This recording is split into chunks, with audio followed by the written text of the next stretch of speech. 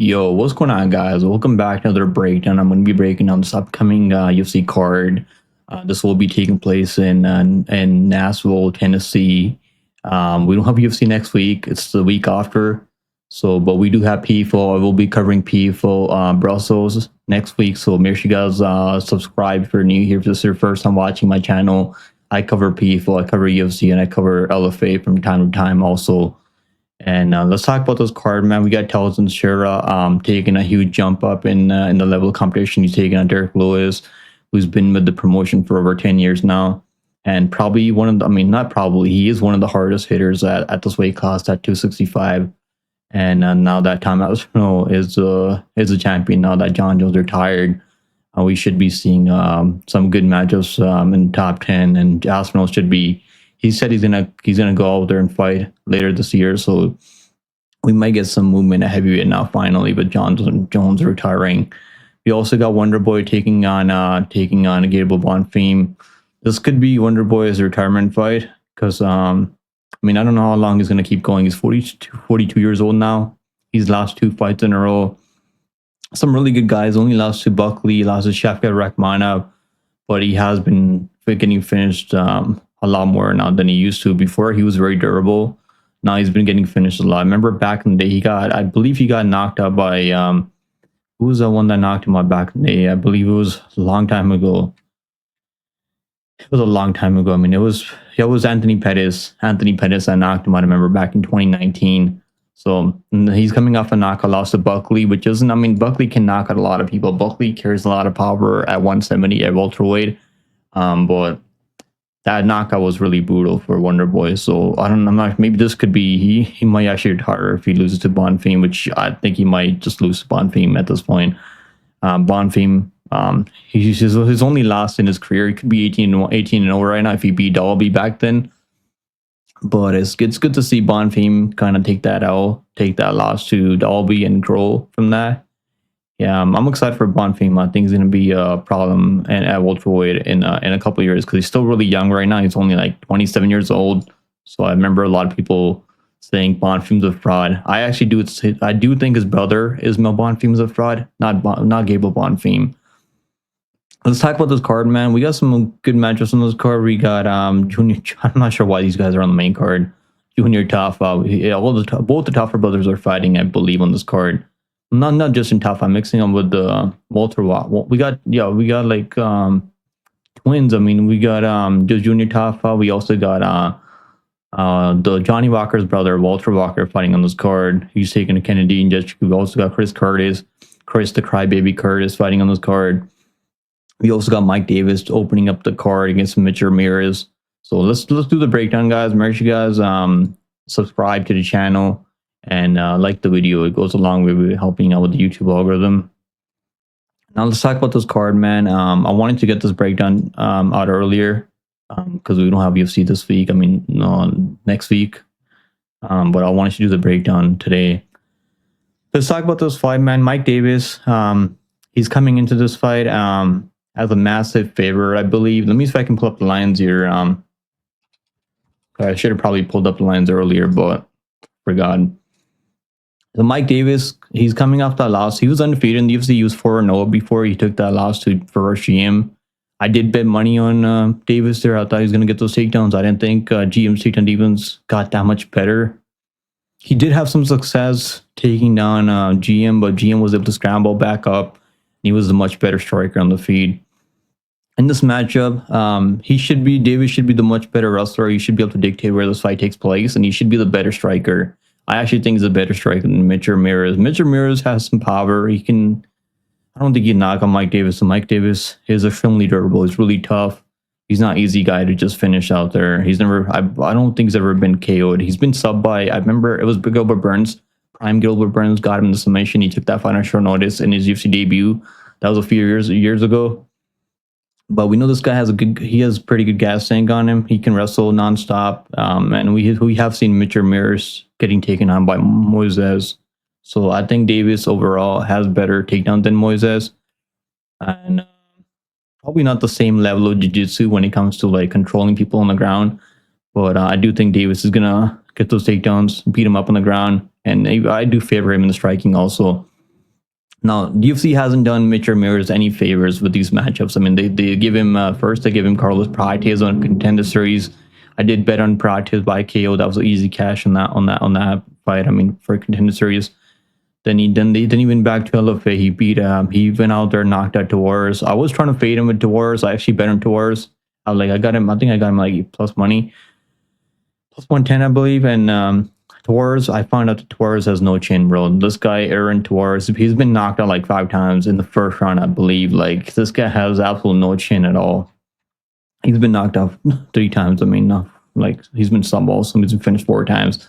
So, like, that's his, I don't know, what other win does he have? He has a win over this guy. I'm not even sure how legit he is. He hasn't fought in any, like, good promotions. I mean, if I don't even want this 100% fight. Like, I don't think Ramirez should be. I don't think he's a UFC level fighter, and I do think Mike Davis is. So Davis is gonna win. He's coming in at minus 800. That line is a bit wide, though. I mean, that line is a bit wide, but I do see Mike Davis winning this one. We don't have any totals on this card just yet, but my pick is gonna be Mike Davis by submission. I'm gonna say I think he could submit him. But you know, Mitch Ramirez has grappling background. He can grapple, but and he can wrestle a bit. I don't think Mike Davis is a much better wrestler. You can beat him up, but maybe finish him by ground and pound. He has nasty ground and pound. He'll land elbows from top position. But my pick is going to be Davis by, I'm going to say club and sub. I think he can catch him in a submission or beat him up, finish him. I'm going to go Mike Davis by finish. Next fight on the card, we got Kennedy and Nzechukwu taking on Walter Walker. Now, Kennedy and Nzechukwu, he's been getting pretty easy matchups up at heavyweight. He made his heavyweight debut against Chris Barnett. I mean, that was just like a layup for him. I mean, that was an absolute layup for Kennedy and Nzechukwu. And Chris Barnett actually got injured. I believe he was like, I believe before the fight he injured his knee or something crazy like that. I could be wrong on that, but I do think he injured himself before that fight. And then he did finish him there. Then he knocked out Lucas Perjerski, who's an absolute, like, he's okay. He doesn't have a lot of power for heavy. He's kind of like a volume striker. He throws a ton of volume. He can kind of like outpace you. And he was able to go out there, outpace Walter Walker in his UFC debut. Walter Walker has really good jiu-jitsu if he can get those takedowns. If he can take you to the mat, he's definitely like, he knows how to like get those heel hook submissions. And he's been able to get those on Junior Tafa, I believe, and he got it on Don Tomaze. Crazy that Don Tomaze trains with John Jones, and he couldn't defend a heel hook from Walter Walker. The guy's a huge man. He's 27 years old. He's 6'6". Kennedy's 6'5". I mean, these guys might be the tallest fighters, some of the tallest fighters in the UFC. I know Thompson Sarah's like 6'6" also. So we got a lot of these guys, a lot of these huge dudes fighting in this card. I'm going to go Kennedy. I think he can knock him out on the feet. He's going to be the much better striker on the feet than Walter Walker. He's going to be so much faster. He's a firmer light heavyweight, by the way. And I think I think the light heavyweights are better than like heavyweights when it comes to the speed and the striking overall. And yeah, I'm going to go with Kennedy by KO. I think he knocks him out. Honestly, I do. I see him putting him out. Minus 175 for Kennedy and Nzechukwu. I think that line's not that bad, man. That line really isn't that bad at all. I don't know what happened to my lighting. Let me see if I can fix my lighting. But yeah, I'm going to go with, my pick's going to be Kennedy by KO TKO in the second on. Let's move on. Next fight on the card is all right, we're good. My lighting is back. I apologize for that, guys. Let's move on. Next fight on the card is going to be Chris Curtis taking on Max Griffin. Now, Max Griffin, I actually did pick him over Michael Chiesa, which is crazy because he got absolutely manhandled in that fight. He couldn't defend a takedown, and he got subbed in the third round. I believe it's third round. Chiesa just absolutely dominated him with the rest of the grappling. And Max Griffin is tough. Like, if you just strike with him for 3 rounds, you're definitely not gonna have an easy time out there. But he's not really like special, man. He doesn't I don't think he's finished anyone. Like, when was the last time he finished anyone? He couldn't finish Carlos Khan did. I mean, even back in 2021. Kanan Song, he finished Kanan Song. I mean, and he finished Ramiz Brahimaz. I mean, that was he did box his ears off though. Man, this is gonna be a close fight. I think it goes over 2.5 rounds. This fight's gonna go the distance, I believe. And I do think Chris Curtis is a better boxer than Griffin, and he has more power than Griffin, in my opinion. But this is gonna be really close. Could be 28-28 for either guy. But I'm gonna go with Chris Curtis. I don't even like Chris Curtis, to be honest with you guys. I really don't like his personality, but I do see him getting the job done. Chris Curtis minus 300. I think he wins. But I think it goes over 2.5 rounds. I don't really see him knocking out Max Griffin. Max Griffin can eat a shot. He's got chin on him. And Chris Curtis, he's got knockouts. He can knock you out. I mean, if you're not careful, if you just swing recklessly in the pocket against Chris Curtis. But I honestly hope he loses. I don't like Chris Curtis. But he's only lost to some of the best guys at this weight class. Roman Kopylov, Brendan Allen. That fight was really close. He could have won that fight. It was only like towards the end of the fight, the last like 20 seconds, I believe 30 seconds, where Brendan Allen, like, he kicked him to the body. He hit him to the body, because I think overall, like, who was winning the more minutes in that fight? It was Chris Curtis against Brendan Allen, who's a top 10 guy at this weight class. And he also knocked him out, I mean, in the first fight, and also knocked out Buckley. I think Chris Curtis wins, probably by decision, more than likely by decision. That's my pick on this one. All right, guys, let's move on.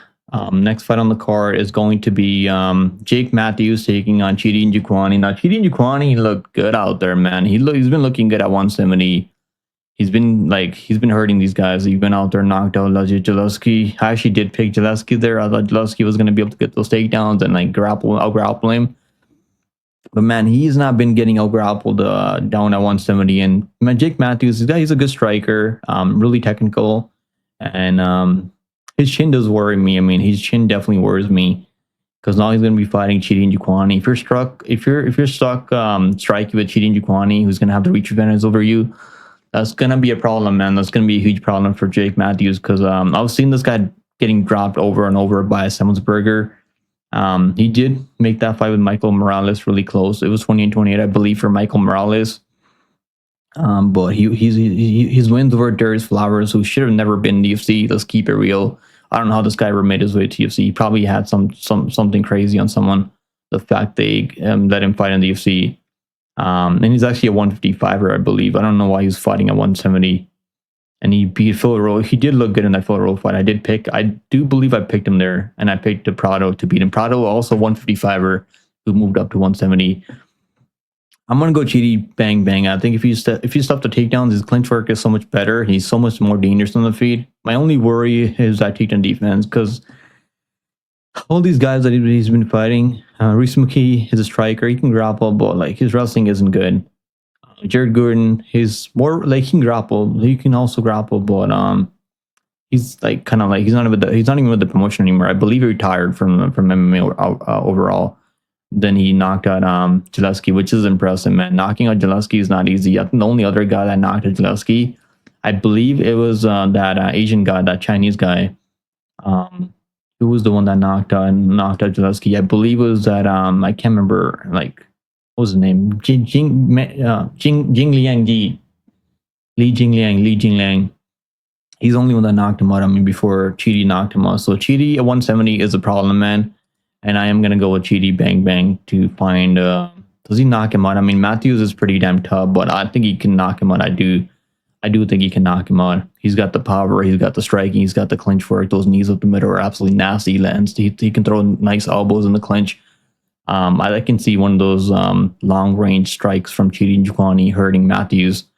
But Matthews has that fucking dog in him, man. So he's not gonna make this fight too easy for Chidi if this goes longer.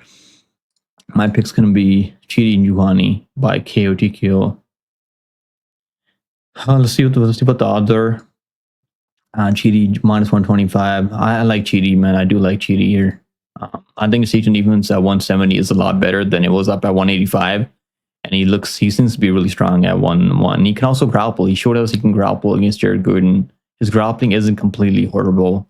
And his cardio hasn't been looking bad, man. He's 36 years old, but his cardio has been holding up. Those weight cuts aren't that bad as I thought. Because I thought those weight cuts were gonna be terrible for Chidi Njokuani, but he's been looking solid at 170. And I think he can pass the Jake Matthews test. Let's move on. Next fight on the card is Fatima Kline taking on Melissa Martinez. Um, Fatima Kline's gonna get those takedowns. Melissa Martinez is a striker. Her brother also fights in the UFC. He went out there, knocked out Oliveira, I believe. Not Charles Oliveira, obviously. The other Oliveira at I believe it was a 135 or 145. So like her brother is actually a doctor, and also he's a UFC fighter. So that's actually really impressive. Her whole family, I guess, they train MMA. Melissa Martinez, good striker. She can land ton of volume. She's definitely slick. She can outpoint you if you don't mix any takedowns on her. But I do see Fatima Kline going out there mixing in takedowns on Martinez. But honestly, like I think Kline's gonna win, but the lines are absolutely crazy for this one, man. Kline's gonna have the wrestling in it. I think she can get her finish in the ground. I really do. I think Kline by finish. Even if she doesn't finish her, she should be able to get those takedowns and like kind of dictate where this fight takes place. Her cardio is good enough. I'm not really worried about Fatima Kline's cardio. Her striking is a bit like not that crazy. Sometimes her striking looks really good. I remember watching her reasonable tape. Her striking was looking really good.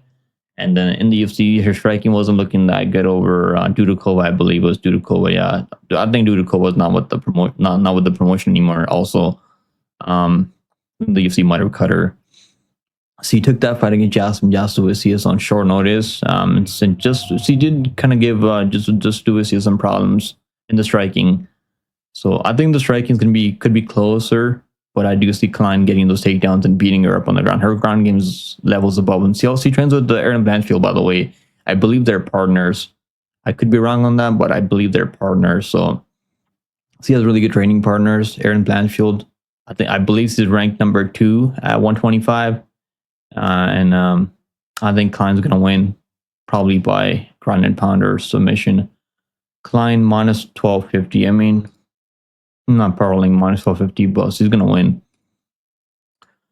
Next fight on the card, we got Lauren Murphy taking on Roberta Moura. Now, we did pick Moura as underdog over, I believe it was Veronica Hardy. Veronica Hardy, yeah. Because we knew Veronica Hardy can be taken on. Her takedown defense isn't good. She's been taken on almost every single fight, I believe, in the UFC. Moura went out there, put a wrestling clinic on Veronica Hardy. She was too big for Hardy, too strong for Hardy. And Hardy just couldn't keep it on the feet. Lauren Murphy, 41 years old. We have a lot of older fighters on this card. I just realized that we got Derek Lewis, who's like over 40 years old. We got Wonder Boy, who's 42 years old. I mean, we also got I believe Chris Curtis is like pushing 42, or is he already? He's 37. Okay, it's not there yet. But we have a lot of these older guys on this card. Max Griffin might be 40 years old. I think he is 39 years old. I mean, he's right there. So like, there's a lot of these older fighters on this card. I believe Austin Lane's almost 42. Like, so this whole card might be like they could probably like. I could see a lot of these fighters retiring on this card if they lose. Lauren Murphy, I believe she has a wrestling background. Well, I've never really been impressed by Lauren Murphy. I never really liked her style all that much. She can like, she hasn't fought in so long, man. She hasn't fought in like over 2 years. And I think Moura striking isn't completely horrible. It could be close. I don't really rate Moura as like a really nice, really good striker, but her striking should be good enough to keep it close. And I can see I think she's gonna be much faster, much stronger, much more athleticism from Moura. And I can't pick a fighter that hasn't fought in 2 years, even though the odds are a bit crazy. But yeah, I'm gonna go with Moura by decision. Moura coming in at minus 600. I mean, one of these minus like crazy favorites probably gonna lose on this card. I'm not sure which one from the MMA, but I think Moura's gonna win for sure. Next, let's move on. Next fight on the card is Nate Train, baby. Nate the Train in the UFC. Let's go, Nate the Train. We got Morgan Charrière taking on Nate the Train. Man, Nate the Train, we know what this guy's good at. He's got phenomenal cardio, a lot of heart. His hardware really isn't that great. He isn't the most technical striker. He's kind of a brawler, and he can wrestle. Nate the Train's gonna go out there fight for money as underdog.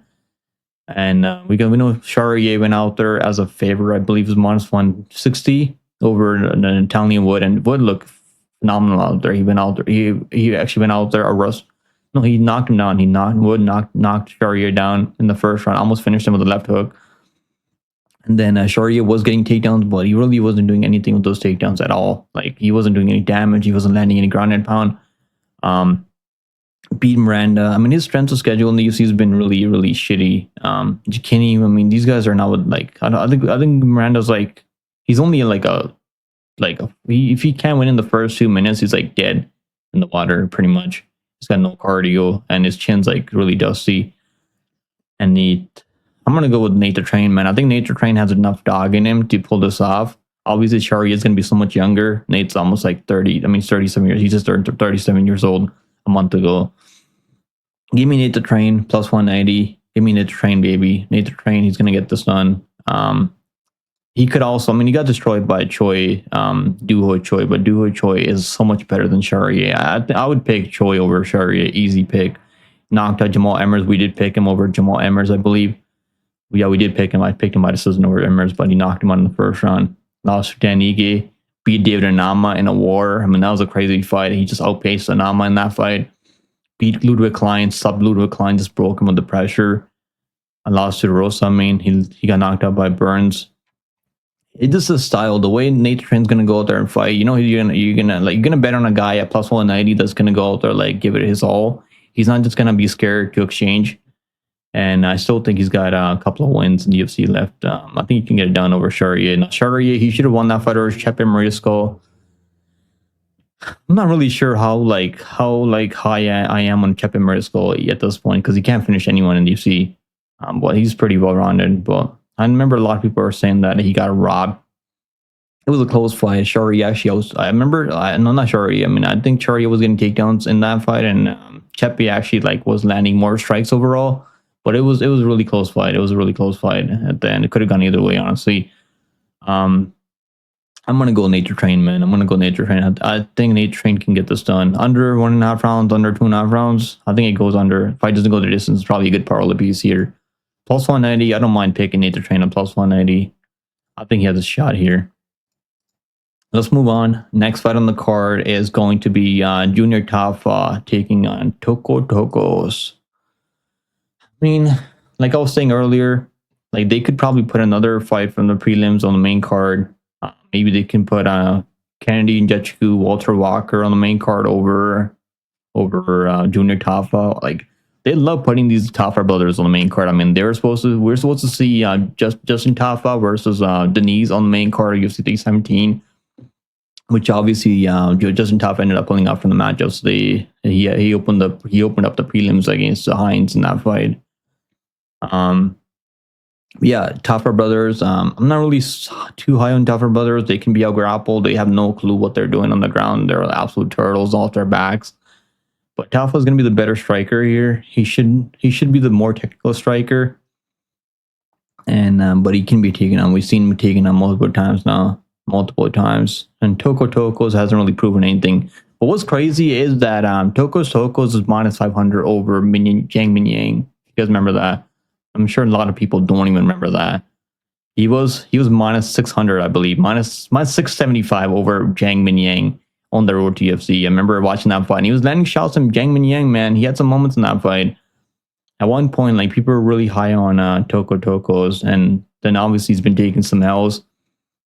Jiang has a really good chin. I know he's been knocked out before, back when he was like 18, 19, 20 years old, but his durability isn't that bad. And he's so dangerous in the first round. And that knockout for Jiang was so brutal.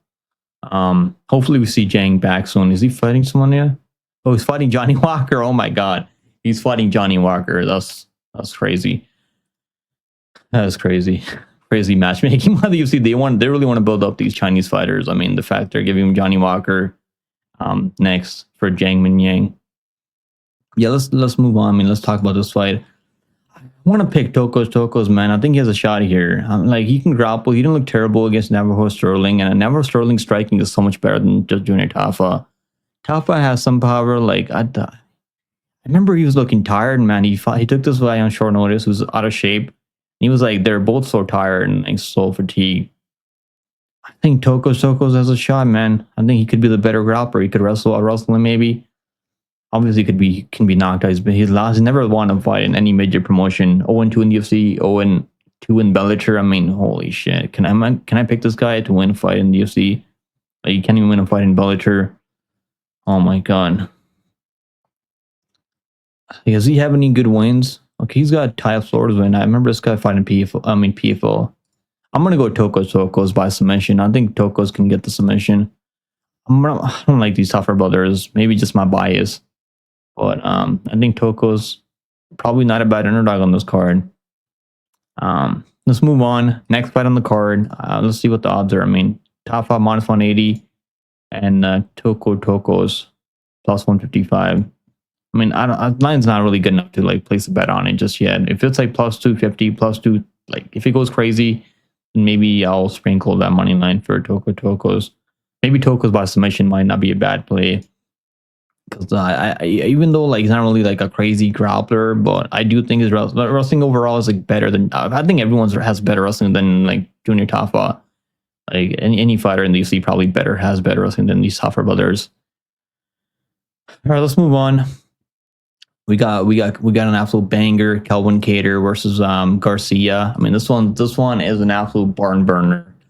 Like, Garcia's on a 5 KO streak right now, 5 knockouts in a row, and brutal KOs, man. This guy's been out there hurting people and knocked out Cal Nelson. Brutal KO. I mean, Nelson took him down early, but Garcia was just beating his ass. He can grapple, man. I think people forget that Garcia can grapple. Knocking out, I mean, absolutely, like, that was so brutal. The way he knocked out Malkajayo Costa, who's been looking really good in the promotion. And also, like, even before the UFC, he was fighting legit guys, even outside. Like, what did you Chepe Marisco on that fight? That was brutal.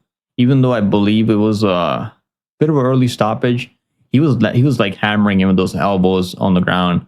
And Chepe can grapple, man. Chepe ain't really a bad grappler.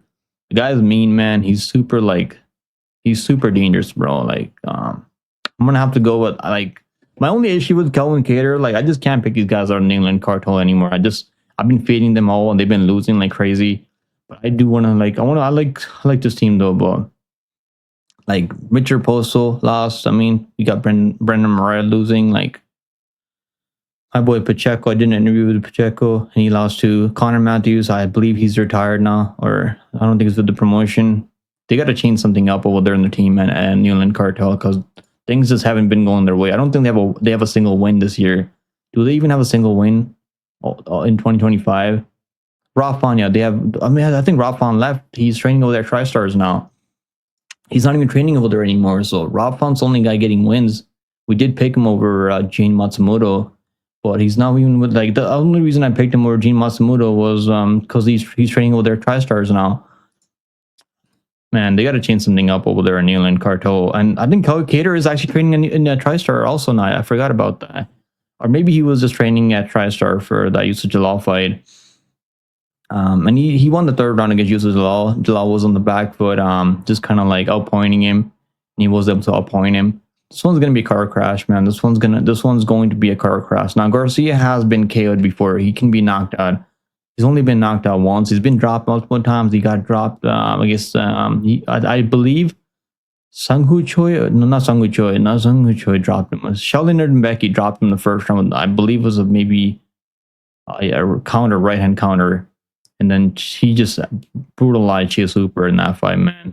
Chase Hooper, like, he's been looking so much better since moving up to 155. Well, that was brutal. He got knocked out by Machate, that counter. And he's also been knocked out. Like, he's been finished before, also the UFC, but I can't pick Calvin Kattar in 2025. He has a chin on him. The guy's tough, man. He can take so much damage in the feet, and he'll keep marching forward. I can't pick someone like he beat Giga Chikadze. I mean, he fraud checked Giga Chikadze in that main win. He lost. I mean, he's only been losing top guys though. To be fair, Jabid, Moicano lost.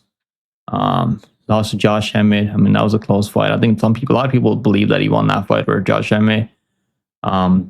He got injured in the Arnold Allen fight. He hasn't really looked that great since the Arnold Allen fight. Now he's almost like 40 years old. I'm going with Garcia. I don't know if can he knock him out? I think he has enough power to knock him out. I'm going to go with Garcia. I think he can hurt him. Even if he doesn't finish him, I think he can do enough damage and maybe mix in takedowns and beat him up on the ground. he's definitely got the better ground and pound if they go to the ground. I mean, and I'm gonna go to Garcia by ground and pound TKO. I think you can get him out of there, and he's a finisher, man. Garcia is an absolute finisher. I don't know if he's gonna take Kattar the distance here.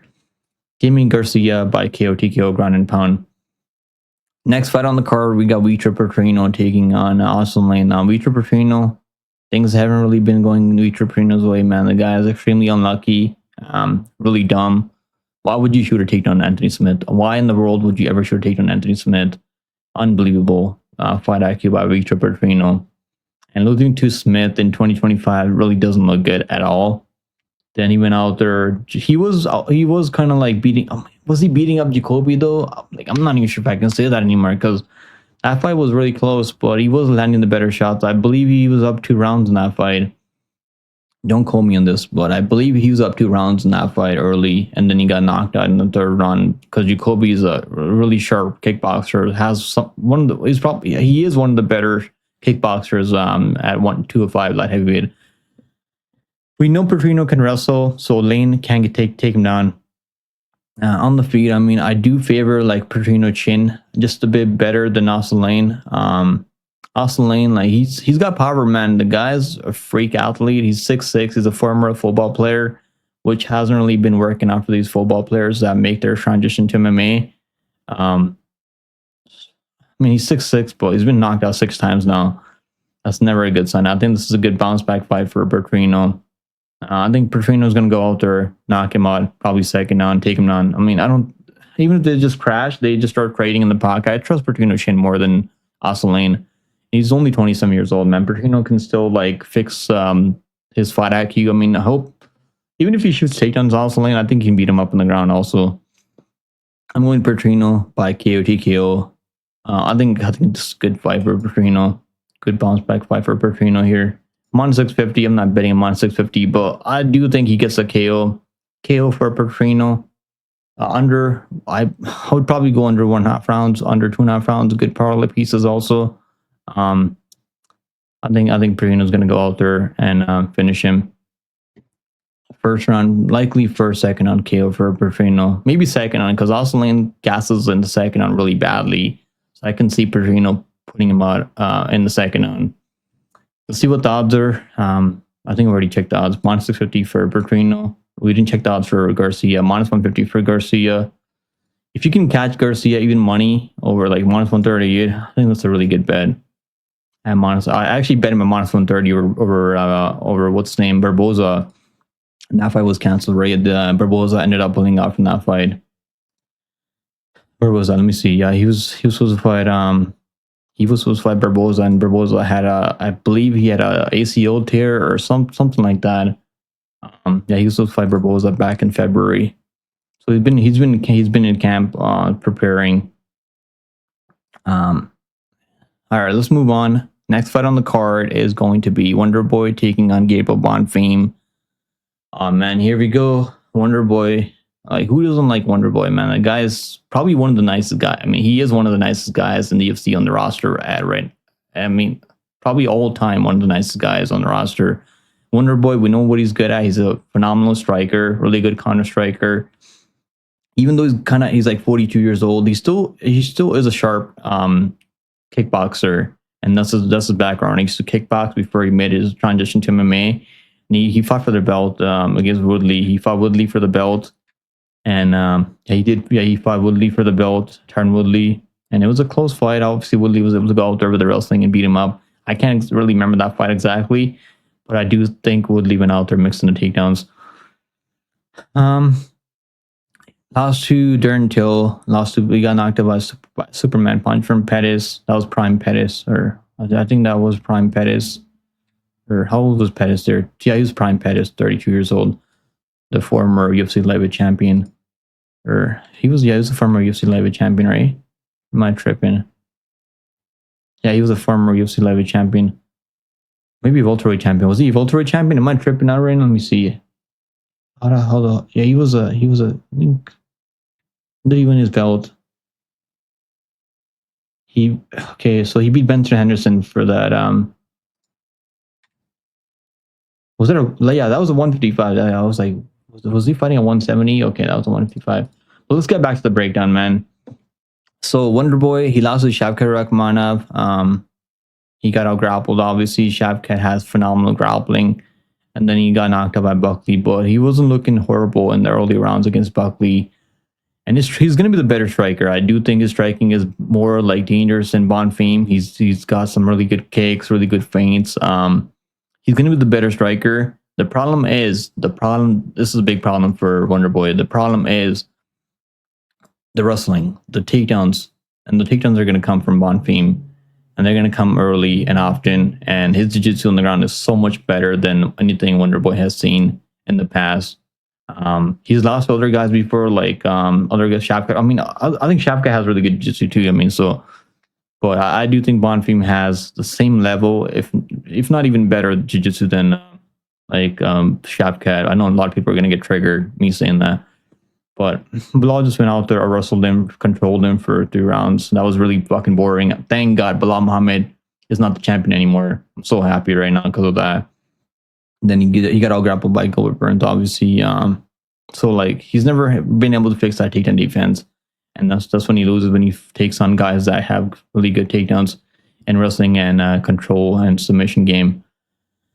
Now the way Wonder Boy can win, either if you can knock him out clean with one of those high kicks, or either you can go out there, extend the fight. We have seen Bonfim when the fights are extending, and I do think he's worked on that though, because he went out there when he took on Andalusa. Andalusa doesn't have really good cardio either, though. I can see Wonder Boy like giving him some problems later if this does extend to the second, third round. But I do think Bonfim's going to get that submission early. First round submission. I think Bonfim gets back on track. I mean, he's already on track. But Bonfim should be 18-1, and he's going to lock in that submission early, first rounds. Yeah, I'm gonna go second on submission maybe, but I'm gonna go first round. I think he can sub him early. He's gonna get those takedowns early, and he's gonna sub him. Bonfim minus 400. He's gonna win, man. I'm gonna play that submission over Wonder Boy. I mean, Wonder Boy's only been sub once by Shavkat, but Bonfim has really good jiu-jitsu. He's really nasty with those front chokes. So like the way I can see Bonfim getting the submission, I can see Wonder Boy getting taken on, trying to get back up, leaving his neck wide open. And I think Bonfim's going to wrap something up, maybe like an anaconda choke or a dar choke, or like maybe like a guillotine choke. At Bonfim, I'm going to go Bonfim by like a mounted guillotine or like a dar choke, or maybe an anaconda. He's got a lot of like variety of submissions on the ground, a big toolbox on the ground for Bonfim. Submission for Bonfim. All right, guys, let's move on. We got the main event of the evening now. We got Thompson Teixeira taking on Derek Lewis. Make sure you guys smash that like button and subscribe. I'm doing these breakdowns early. This card's like taking place in 2 weeks from now, but I wanted to get the breakdown early for you guys to enjoy. So, and hopefully you guys can bet money on these fights, because I really didn't have the greatest UFC 317 card. We made some money back later on the live stream, but we did cast our cycle parlay, which was McKinney by submission. We cast Van by decision and Topuria by KO. That was like crazy odds on that. But Lima let me down big time last time, so hopefully I have a good bounce back week on this card. We also got PFL. I'm going to be covering PFL this week. We got a PFL card taking place on Saturday, I believe, Brussels. UFC PFL Brussels. So I cover PFL every week, man. We do really good PFL.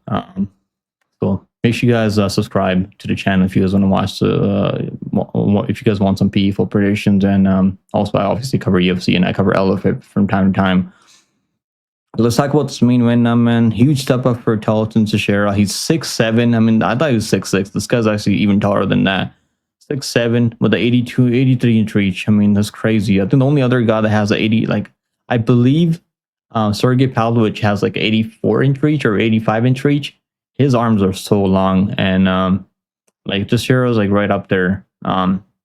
Crazy reach for Teixeira. I think John Jones has an 84 inch reach also, or like something crazy like that. John Jones has really long limbs now that he's retired. Derek Lewis, we know what he's like. He's one of the hardest hitters at this weight class. Even though he's 40 years old, he still carries a lot of power. We've seen him go out there, knock on Nascimento. Now, Nascimento is kind of a bum. I've never really been high on Nascimento. and he's been losing now. He's not. I think he won his PFO debut like a couple of months back. He beat this 7-0 guy or 6-0 guy badly by split decision. I mean, what the hell are you doing, bro? Nascimento, how shit can you really be? But I do remember like Nascimento taking him down, beating him up on the ground early. He wasn't really beating him up though, but I mean, he was just kind of controlling the fight early. And then Derek Lewis was like, let me just knock this guy out, bro. I had enough of this. He's like, I just had enough of this. Let me just like put this guy to bed. And he went out there, did that. He's also done that before. If you just rush in recklessly and you can time a counter, bro, the guy, he's got some big wins at this weight class. And he went out there flying. Like he just, I mean, the fight, that was like 30-second KO over not De Lima. When he out there flying De Lima. That was only back in 2023. And knocked out Chris Tokkos, knocked out Curtis Blades. Blades was actually looking good enough, I remember, in the first round and a half. Then he shot that takedown from like 5 feet away, and he ran into the uppercut. So like, and he also knocked out Volkov. I mean, he was losing the whole fight against Volkov. Then he just finds that crazy right hand. I mean, at the end of the fight, like the last like 10 seconds, crazy. So he's always live, man. Derek Lewis is always live for a KO. If it goes later, he's live in the later rounds. He's live early for a KO. He can knock you at any time if you're not careful. But I do think that Teixeira has his striking is a lot better, more technical than Derek Lewis. He's also going to be much faster, probably more athleticism than from Teixeira than Lewis. And also, he hasn't really taken any damage like Derek Lewis has taken over the years. But Lewis is scary, bro. This guy is scary. You really can never be too confident betting against Derek Lewis because, you know, if the fight's still going, he's always live to land something crazy and hurt Teixeira because Teixeira is hittable because he fights really close. He doesn't really use his like reach advantage that much. He's not really the type of guy to like keep distance and like land those teep kicks up down the pipe, land those body kicks. So he's just gonna like, it's gonna be a car crash. And I do think Teixeira has enough power to knock him out. I am gonna go with Teixeira, but this is just one scary fight, man. I think it goes under 2.5 rounds, under like, it's a 5-round fight. I mean, there's no way this is gonna go 5 rounds. I remember saying that for that Almeida fight, that there's no way this fight's gonna go 5 rounds, and I went 5 rounds. And I remember that same card we had Gable Bonfim losing to Dalby on the co-main win on that Brazil card. Give me Teixeira by KO TKO. I think he can get him out of there by KO TKO. Yeah, but I would never be shocked if Derek Lewis manages to pull this upset because we know I believe he has the most KOs at heavyweight. I mean, I could be wrong on that, but I do think he's got the most knockouts. 15 knockouts at heavyweight. I mean, unbelievable. Yeah, give me Teixeira. But Teixeira's cardio is a bit untested, and he's never gone past the first round, I believe, right? He's never gone past the first round, so there are some questions on Teixeira's side if this goes to the later rounds, because you know Derek Lewis can still knock you out later. Man, something's telling me that Derek Lewis might pull this off, because he knocked out Justin Tafa. I mean, Justin Tafa was a bum. Like I don't know. I hate the Tafa brothers. Like I don't hate them as a person. Like they're probably nice people. I just don't think they're UFC level guys. He beat this guy in Contender Series. I remember like this guy was landing on him, bro. Like I forgot about this on Contender Series. This guy's not really heavyweight. He's only like 6'2". I think he used to fight at lower weight classes before. He's not really like a true heavyweight, by the way. I could see Derek Lewis winning this one. So like, don't completely write off Derek Lewis.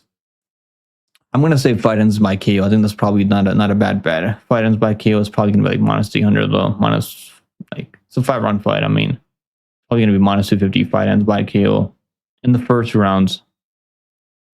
I'm gonna go Teixeira by KO TKO. I think he knocks him out with an elbow or like a knee up the middle or something crazy. He's gonna hurt him. Then he's gonna swarm him. So let's put our picks in, guys. Let's get our picks in. So we're gonna go with the Teixeira KO TKO. We're gonna go with Bonfim submission first, probably first round. I'm gonna say first round, and then Petrino KO TKO second round. Let's go second on Garcia. I think we're gonna see a lot of finishes on this card, on this UFC Nashville card. I'm gonna say second on KO for Garcia. I think he can break him if he managed to get on top of Kattar. Kattar used to have really good takedown defense, but his takedown defense hasn't really been looking that great.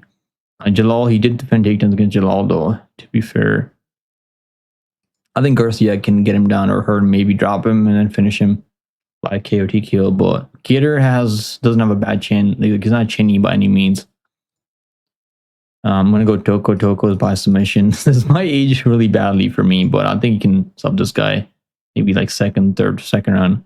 Nate the Train. How's Nate Train gonna win? I'm gonna say submission.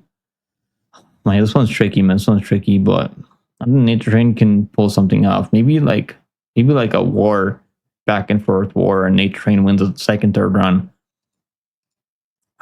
I don't know if he finishes him, man. Morgan Charrière is really damn tough to finish. I don't think he's ever been finished before. Moura by decision, maybe submission. I could see Moura getting a submission here too, because like Murphy might be completely washed at this point. I'm gonna go Moura by decision, Kline by submission. Say second on submission for Kline, and Chidi by KO. Let's go second on KO for Chidi Bang Bang. And Chris Curtis. This one's probably gonna be close. So I don't think I can trust Chris Curtis even at minus like 500 or whatever the odds are as a parlay piece. But he doesn't. He's minus 300. Okay, but he's been fighting really close with these guys recently. He's been losing to. I mean, he lost to. That fight was really close though. He lost to Kopala, but he was probably 1-1. I remember, and I think Kopala was winning the third round. He won the second round over Kopala, so Chris Curtis should win. Maybe he's not a bad parlay piece. Kennedy by. I think he can knock him out, man. I think he can knock him out second round. Mike Davis. Does he sub him, or is he gonna go the distance?